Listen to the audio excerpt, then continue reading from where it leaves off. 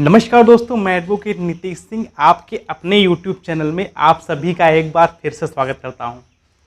आज की इस वीडियो में हम बात करने वाले हैं वसीयत के बारे में कि वसीयत क्या होती है, वसीयत कौन कर सकता है, वसीयत किन किन चीज़ों की कर सकते हैं और वसीयत हमें क्यों करनी चाहिए, यानी क्या इम्पोर्टेंस है वसीयत की। और अगर किसी व्यक्ति की मृत्यु बिना वसीयत किए ही हो जाती है तो उसके पीछे जो भी प्रॉपर्टी बचती है उसका क्या होगा। अगर आप भी इन्हीं सब सवालों के जवाब जानने चाहते हैं तो बने रहिए इस वीडियो में अंत तक। आपको आपके सारे सवालों के जवाब इसी वीडियो में मिल जाएंगे। तो बिना किसी देरी के चलिए शुरू करते हैं। सबसे पहले जान लेते हैं वसीयत आखिर होती क्या है। वसीयत को इंग्लिश में कहते हैं विल।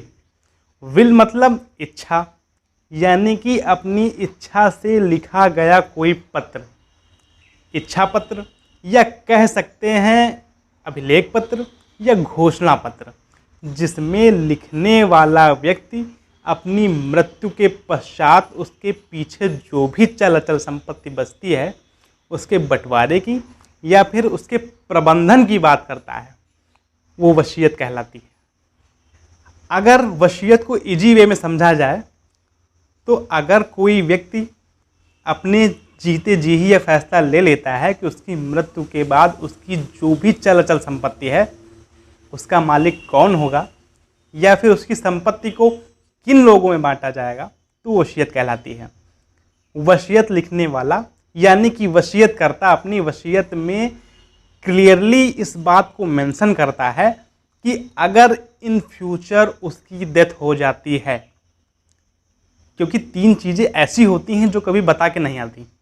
पहला बुरा वक्त, दूसरा ग्राहक और तीसरी मौत। तो अगर इन फ्यूचर उसकी डेथ हो जाती है तो उसकी डेथ के बाद उसकी जो भी जायदाद है उसका मालिक कौन होगा या फिर उसकी जायदाद में कितना हिस्सा किसे मिलेगा, ये बात वो क्लियरली मेंशन करता है। अब आपको ये तो पता चल गया कि वसीयत क्या होती है। अब ये जान लेते हैं कि आप किन किन चीज़ों की वसीयत करा सकते हैं। तो खुद से कमाई हुई सारी चल संपत्ति, चल संपत्ति क्या होती है, जैसे रुपया, पैसा, गाड़ी, गहना, बैंक बैलेंस, घरेलू सामान, पीएफ, शेयर और खुद से कमाई हुई सारी अचल संपत्ति। अब अचल संपत्ति क्या होती हैं, जैसे ज़मीन, दुकान, मकान, खेत, इन सब की वसीयत करा सकते हैं। और इन सब के साथ साथ जो भी चल अचल संपत्ति आपको अपने पुरखों से प्राप्त हुई है, पूर्वजों से प्राप्त हुई है, जो कि आपके नाम से है, उसकी भी आप वसीयत करा सकते हैं। अब सवाल ये उठता है कि अगर किसी व्यक्ति की मृत्यु बिना वसीयत किए ही हो जाती है तो उसकी प्रॉपर्टी का क्या होगा। बहुत से लोगों का ये मानना है कि अगर उनकी मृत्यु हो जाएगी तो उनके पीछे जो भी प्रॉपर्टी बचेगी, जो भी संपत्ति बचेगी, वो उनके पत्नी के नाम या उनके बेटे के नाम अपने आप ही हो जाएगी। लेकिन ये बात पूरी तरह से सच नहीं है, क्योंकि ऐसा होना तभी पॉसिबल है जब मरने वाले व्यक्ति की वारिस या तो सिर्फ उसकी पत्नी ही हो या तो सिर्फ उसका बेटा ही हो और इनके अलावा कोई भी वारिस या कोई उत्तराधिकारी ही ना हो। ये तभी संभव है। अगर कोई व्यक्ति अपने पीछे बड़ी संपत्ति छोड़कर जाता है और कोई वसीयत भी नहीं करता है तो उसकी संपत्ति का बंटवारा जो है वो भारतीय कानून के हिसाब से होगा। अगर मरने वाला व्यक्ति हिंदू धर्म का है तो उसकी संपत्ति का बंटवारा हिंदू उत्तराधिकार अधिनियम के अनुसार होगा। अगर मरने वाला व्यक्ति मुस्लिम धर्म का है तो उसकी संपत्ति का बंटवारा मुस्लिम उत्तराधिकार अधिनियम के अनुसार होगा। अगर मरने वाला व्यक्ति गैर हिंदू या फिर गैर मुस्लिम यानी कि बौद्ध, पारसी, जैन इन धर्मों का है तो उसकी संपत्ति का बंटवारा भारतीय उत्तराधिकार अधिनियम के अनुसार होगा। इतना ही नहीं, अगर वसीयत नहीं होती है तो संपत्ति के बंटवारे के लिए परिवार में लड़ाई झगड़ा क्लेश ये सब भी होना संभव है। इतना ही नहीं, कोई अन्य व्यक्ति भी उस संपत्ति पर आकर कब्जा जमा सकता है। इसीलिए वसीयत करना जरूरी हो जाता है, जिससे कि मृत्यु के बाद मरने वाले की जो भी जमा पूंजी है, जो भी संपत्ति है, जिसे वह देना चाहता है, उसे आसानी से मिल जाए। मान लीजिए एक व्यक्ति है महेश और उसकी 5 संतानें हैं, 2 लड़के हैं, 3 लड़कियां हैं।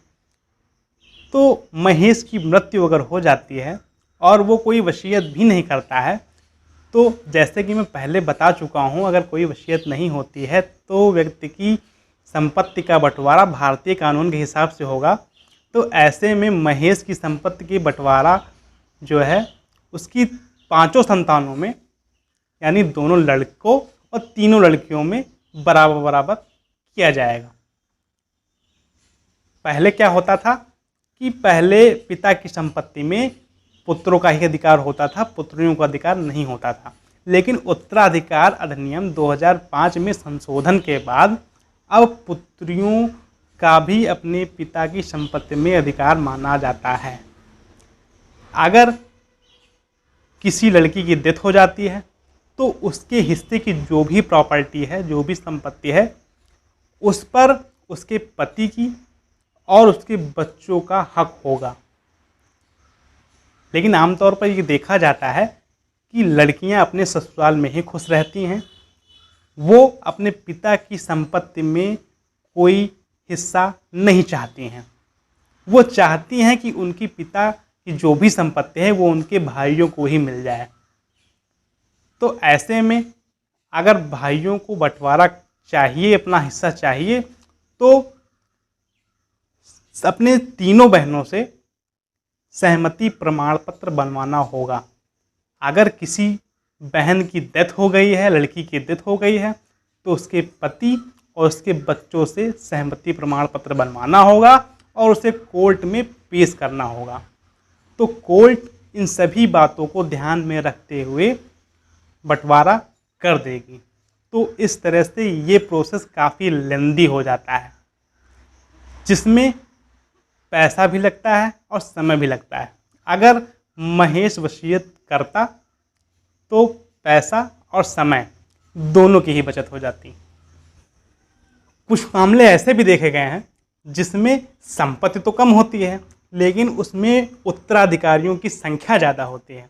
तो ऐसे में कोर्ट क्या करती है कि मरने वाले की सारी संपत्ति को बेच देती है और बेचने के बाद जो भी रकम इकट्ठा होती है वो सारे उत्तराधिकारियों में बराबर बराबर बांट देती है। कभी कभार ऐसा होता है कि लोग बिना वसीयत किए ही मर जाते हैं, लेकिन उनके परिवार में या कोई उनके रिश्तेदार में उनका कोई वारिस ही नहीं होता। तो ऐसे में उनकी जो भी संपत्ति है, जो भी जमा पूंजी है, वो राज्य को सौंप दी जाती है। आम भाषा में आप समझ लें कि आप बिना वसीयत किए अपने पीछे अपनी जायदाद तो छोड़ ही जाएंगे, लेकिन उसके साथ साथ अपने परिवार वालों के लिए बहुत सारा बवाल भी छोड़ जाएंगे। आप वसीयत को कुछ इस तरह भी समझ सकते हैं, जैसे हम किसी बैंक में कोई नया अकाउंट खुलवाने के लिए जाते हैं तो उसमें नॉमिनी का ऑप्शन ज़रूर भरवाया जाता है। इससे होता क्या है कि अगर इन फ्यूचर अकाउंट होल्डर की यानी खाता धारक की डेथ हो जाती है तो उस अकाउंट में जो भी जमा राशि होगी वो नॉमिनी के अकाउंट में आसानी से ट्रांसफ़र कर दी जाएगी। तो जो काम बैंक खातों में नॉमिनी का होता है वही काम आपकी संपत्ति में आपकी वसीयत का होता है। अब आप वसीयत की इम्पोर्टेंस को अच्छे से समझ गए होंगे कि वसीयत आपके लिए कितनी ज़रूरी है। अगर आप लोग कहेंगे तो मैं आपके लिए एक स्पेशल वीडियो बना दूंगा जिसमें मैं बताऊंगा कि वसीयत लिखनी कैसे है, वसीयत लिखते समय किन किन बातों को ध्यान में रखना है, वसीयत के लिए फुल प्रूफ टिप्स कौन सी है जिससे भविष्य में आपकी वसीयत पे कोई उंगली ना उठा सके। तो इसके लिए आपको कमेंट ज़रूर करना पड़ेगा, क्योंकि एक वीडियो बनाने में बहुत सारी मेहनत लगती है। तो आशा करता हूँ आज का विषय आपको अच्छे से समझ में आ गया होगा। अगर अभी भी आपको वसीयत को लेकर कोई डाउट है या आप कानून से जुड़े किसी और विषय पर हमसे जानकारी चाहते हैं तो सीधे आप कमेंट बॉक्स के माध्यम से जुड़ सकते हैं और अपनी बात रख सकते हैं। आपको अगर वीडियो अच्छी लगी हो तो वीडियो को लाइक करें, चैनल को सब्सक्राइब करके नोटिफिकेशन बेल ऑन करना बिल्कुल भी ना भूलें। तो मैं एडवोकेट नीतीश सिंह मिलता हूँ ऐसे ही किसी और नॉलेजेबल वीडियो में। तब तक आप स्वस्थ रहें, मस्त रहें, अपना और अपने घर वालों का ख्याल रखें। जय हिंद।